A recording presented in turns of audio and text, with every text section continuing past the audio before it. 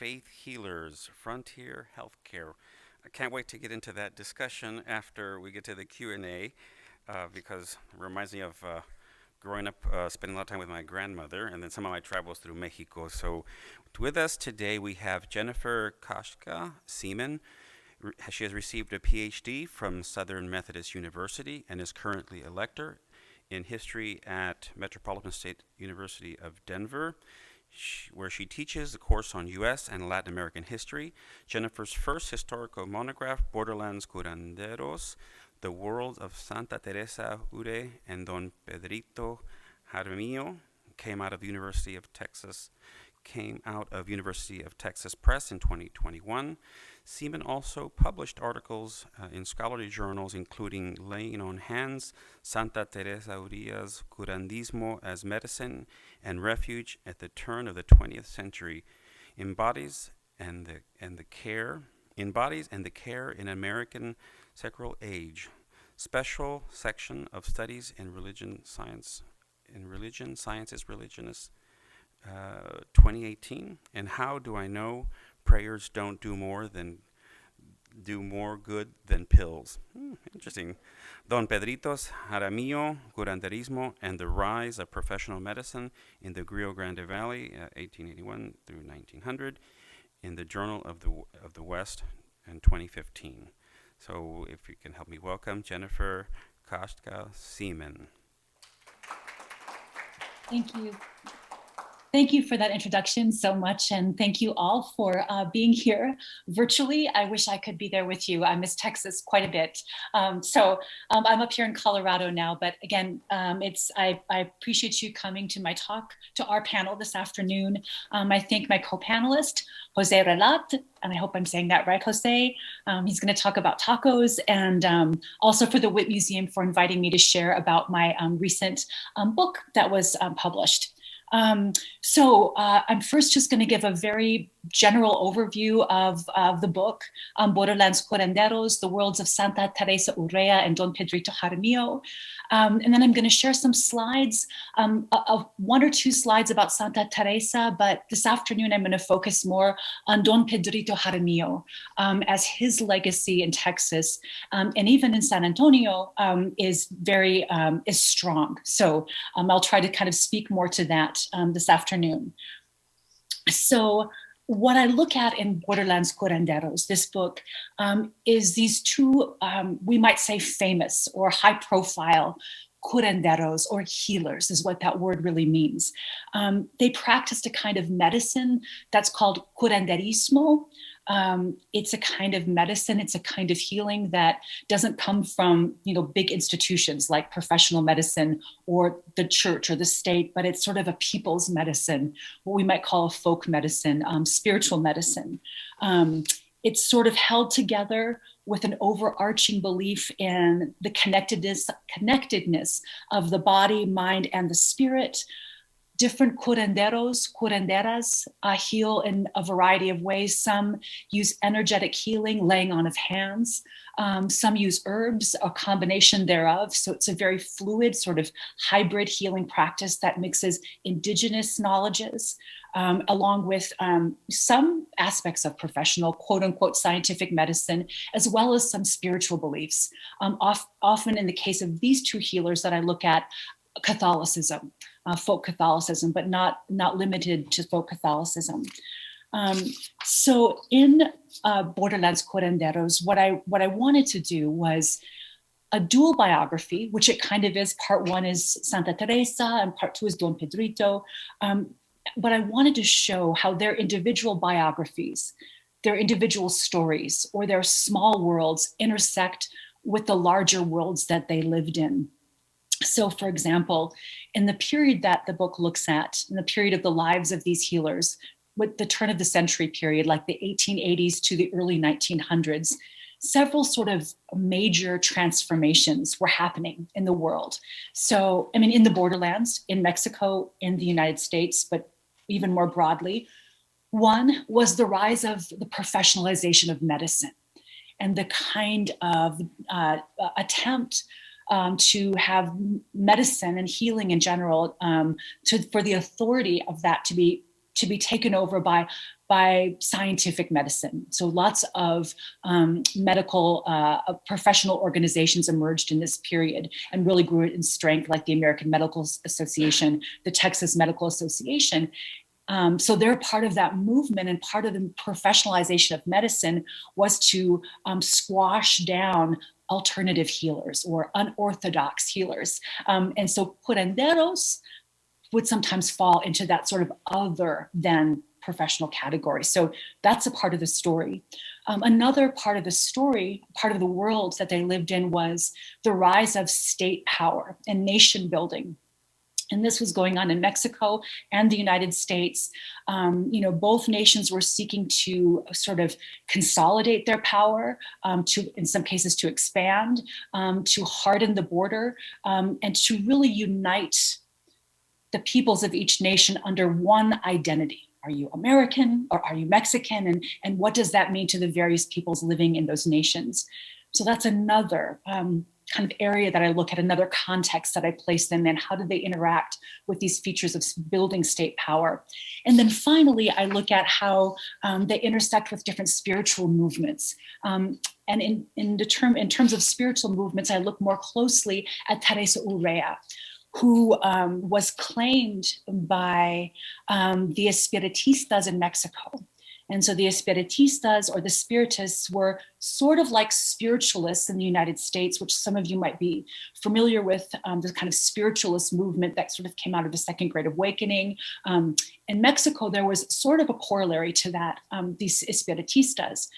In any case, the Espiritistas claimed Teresa Urrea, a curandera, whom her humble adherents and indigenous adherents called her a curandera. They called her a spirit medium, and would claim that her power came from this kind of science of the spirits, and that she was channeling the dead to heal. So really interesting time period in terms of how people would understand their healing. So I look at those three sort of major transformations broadly in the context of their lives and their communities and their healing practices. So that's sort of the big overview of the book. But I'm going to move forward in my slides here. So these are two photos from the book, two archival photographs I found. And the one of Don Pedrito actually comes from the University of Texas, San Antonio Special Collections Library. So thank you to them for allowing me to use this photograph in the book. This is, of course, Don Pedrito Jaramillo, famous curandero. This picture was probably taken in about 1894, and it was probably taken in San Antonio when Don Pedrito made a trip to San Antonio to heal people. And hundreds, some sources say thousands, came to a little sort of tent that he had set up to receive his healing. And then, of course, Teresa Urrea. This image is courtesy of the Arizona Historical Society, and Teresa Urrea's story takes her a little bit more into kind of the Sonora, Mexico, Arizona borderlands, although she also had some time in El Paso as well. So and then she also then left the immediate borderlands. But this image, as you can see, of her is almost ethereal. She's very young. The sources indicated probably about 16 years old when she realized that she had been given this gift, or don, D-O-N, is the word that curanderos use to describe the gift, the healing gift that healers get. So she was about 16 when she had this sort of supernatural, kind of liminal near-death experience where she had a vision.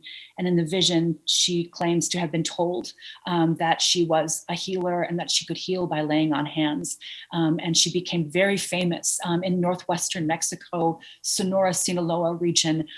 But her reputation very quickly spread to cross the border to the United States, all the way down to Mexico City. They were writing about her in all of these papers.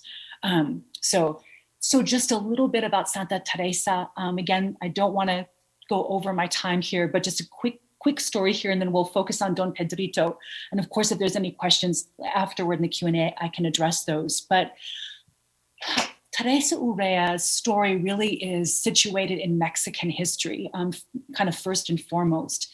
She, she received her gift of healing in 1890, 1889, 1890, and began healing people in her community, probably most famously Yaqui Indians, indigenous peoples who the Mexican government for decades had been trying to dispossess of their homelands in this very fertile river valley.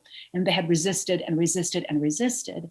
And Teresa Urrea knew them. This is the world that she lived in, and she healed many of these people, among many others. But she would also have these kind of informal sermons where she would say to the Yaquis, you don't have to listen to the government. You don't have to, give up your homelands. God gave you those homelands. So this was sort of her message to them as she was healing them. The Mexican government was not happy with this. This was the period of the government of Porfirio Diaz. Some might call him a dictator. He certainly didn't appreciate any sort of resistance to his program of order and progress, of modernizing Mexico. Part of this was bringing in foreign money, development, foreign capital to develop railroads, develop the country. And the Yaquis, he believed, were one of the many indigenous groups standing in the way, right, of order and progress. And here's this young curandera. What is she saying? She's healing them. She's, in his words, riling them up. So he basically expels her from Mexico. In 1890, she leaves with her father, goes to the other side of the border, stays there for the rest of her life, travels around different cities in the United States, but her name is still used, right? And she's still connected to these rebellions, sometimes staged in places like El Paso or Nogales, Arizona, or even a little bit closer to San Antonio. There'll be these kind of, we'd say, pre-revolutionary rebellions. So her story is fascinating. Her healing very much connected to her femaleness, her sanctity. She was called Santa Teresa, as the title of my book indicates, not sanctioned by the Catholic Church officially at all. This was a name given to her by those that believed in her. So fascinating story. About the same time period that Santa Teresa is doing her healing in Mexico, then crosses the border. So the 1890s to the time of her death in 1906, Don Pedrito Jaramillo also crosses the border and sets up a healing practice. But he stays more anchored in South Texas. So here's a little bit of a close-up of Don Pedrito Jaramillo. And I'll give you a little bit about him here, his background, and then connect this to San Antonio. So I think about 1880 or 1881, Don Pedrito Jaramillo crosses the border from Mexico, probably from his home state of Jalisco, Mexico, and he settles in the South Texas Rio Grande Valley. In a place, a very small town, hardly even a town, called Los Olmos, where there's a shrine to him today still, near the town of Falfurrias, if you're familiar with that area. He stays there. He stays in that region. He has a little rancho in Los Olmos until his death in 1907. He becomes extremely well known throughout this region, people often making journeys, almost sort of pilgrimages to him to get healing by Don Pedrito. And sometimes he would go out and do house calls. And then he famously, in 1894, visited San Antonio, which was the big city in this period, and was written about. A little bit about him, and you might notice his nose in this image was broken. And this picture is kind of famous, and I point out his nose because it's sort of a symbol of his power or his don as a curandero, the way that he received his special gift to heal. So the story goes that Don Pedrito, in his home state of Jalisco, Mexico, was riding his horse, and he rides into a tree branch. It knocks him off of his horse. He breaks his nose. He falls down by a pond and passes out. And his nose gets in the water and the dirt. And as he's passed out, he has a vision, or he hears a voice. It's sort of unclear by the sources of what exactly he heard or saw. But the story that's told sort of says the voice told him that he was had been given the gift of healing, the dawn, that he should share this gift freely, and that the first thing that he should do was heal his boss, who was sick with a cold. He wakes up, he goes to his boss, he prescribes a cure for his boss, and the cure is a cold bath daily for 3 successive days. The story goes, the boss does this cure and he's healed. So this first healing of Don Pedrito is very indicative of what his cures would be like in the years to come. Often they would be, he would assess the supplicant coming to him very quickly and write very quickly a receta, or a little prescription. It often involved water. It often involved do this 3 times, or 3 nights in a row. But also he would heal using like common items, inexpensive items, so water, sometimes dirt, local flowers and herbs, or things you could get cheap from the store, aspirin, tomatoes, onions. Even sometimes he would prescribe cheap whiskey, and that was something outlined with that it was cheap. So he leaves Mexico, he leaves Jalisco. Probably he was working as maybe a tequilero, transporting tequila across the border. But so it's unclear how he gets from Jalisco to South Texas, but he does in 1881. He makes some cures and his reputation begins to build, and people would pay him for his cures. But so part of his gift of healing, and this goes for many curanderos, the 2 that I study in this book, but even today, but not all, but often the idea is they heal for free. And so it's sort of an economy of reciprocity. So if someone wants to give a gift, they can do that, but that's not required. And again, that's part of the Don experience. So one of the things about Don Pedrito that's really important about his legacy is that not only was he a good healer, right, as by so many testimonies, that his healing, his cures or his recetas really worked, but that he was a good member of the community. If someone wanted to pay him something and he knew that person couldn't really afford that, he wouldn't take it. Or if a wealthy family, for example, the Canales family, very prominent Tejano family in South Texas, he made a famous cure of Doña Tomesita Canales, the mother of Jose Tomas Canales, who I'm sure many of you are familiar with, JT Canales. So, for example, Don Pedrito famously heals his mother when doctors can't do it. So her husband, Don Andres, sends for doctors from San Antonio. He can afford this, the best doctors to come when she's sick. They don't know what's wrong with her. She has a high fever.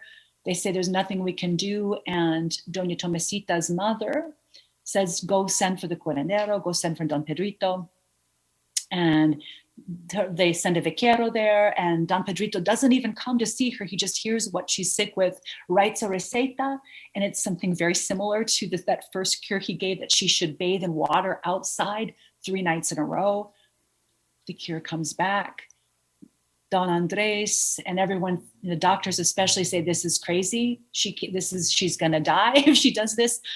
But as the story goes, this cure works and she's healed. And so Don Pedrito is very endeared to the Canales family, and they gift him land for this cure.